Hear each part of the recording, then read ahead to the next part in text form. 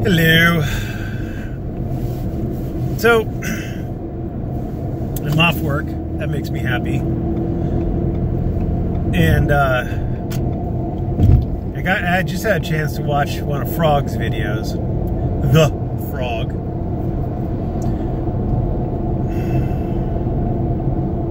And you know, I'm never happy unless I'm the bee in everybody's bonnet.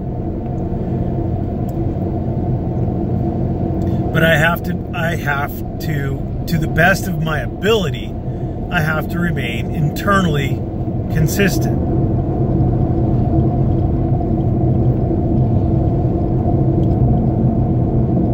David Earl Warden has every fucking right to be a police accountability auditor. Every right. Just as much right as you, me, anyone else. Every right. He has every right to his First Amendment. Every right that everyone else in this country has. Every right.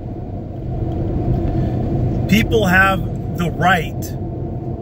There's no moral imperative for them to dislike his auditing style or to dislike his police accountability based solely on the fact that he has a criminal record for anything.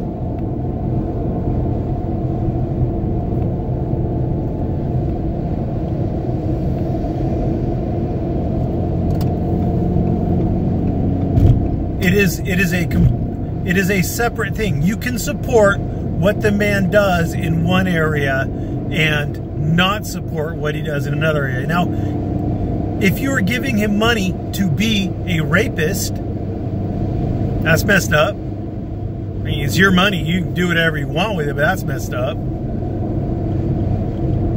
I think society in general disagrees with your stance. But if you are giving him money, if you are supporting him because he is a good auditor and you like how he audits, you support his message, you believe he's bringing accountability to the police, then who am I to say you're wrong? Who is anybody to say you're wrong? Who the fuck is an Englishman from fucking England to say that you're wrong? And what happens in a different country under a different constitution?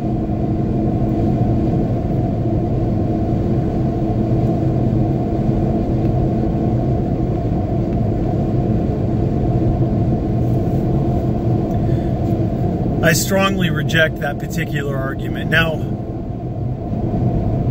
I also want to say that I don't like David's auditing style. I used to like David's auditing style, but David used to be much less of an asshat, or at least you couldn't see his asshattery in his videos.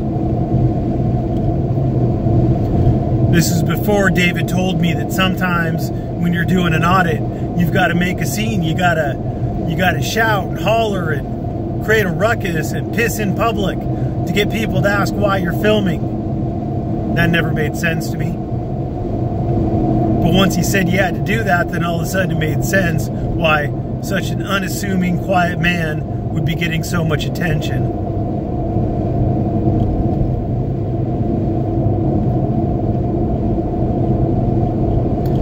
So, while I personally don't support what he does or how he does it, as far as being a First Amendment auditor and as far as being a police accountability activist, I think he does shitty work on both fields. Zero success. Zero positive impact. But you can disagree. And you can support him. And I support you supporting him. That's freedom of association. That's freedom of speech. It's messy. My Discord is messy right now. There are people who figured out that they could trigger others by saying racist things. By being complete assholes. And as much as I loathe it, I have to stay internally consistent. As much as I loathe it.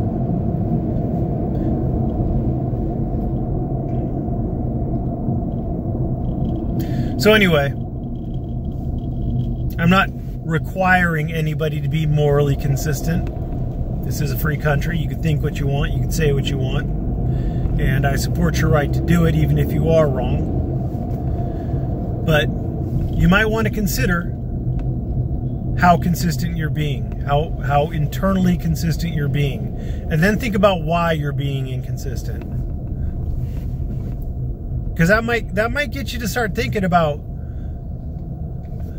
why you're reacting emotionally instead of logically to one of the two potential outcomes. It's important that you do that. That way you know what you actually think. That way you know what you actually believe. That way you could defend your position. It's what I run into all the time. People have a position that they strongly support, but they can't defend it because it's just emotion. Just emotion. And emotion has its place. But emotion can get you into a lot of trouble. Just ask California Guardian. Anyway, so now I'm going to be accused by the pro-cop, anti-auditor side of being a rapist supporter and a child molester supporter. And when in reality, I am the only one here, #NotAll, being internally consistent. Enjoy it. Thanks for watching. I'm going to take my wife out to dinner now. Have a great day.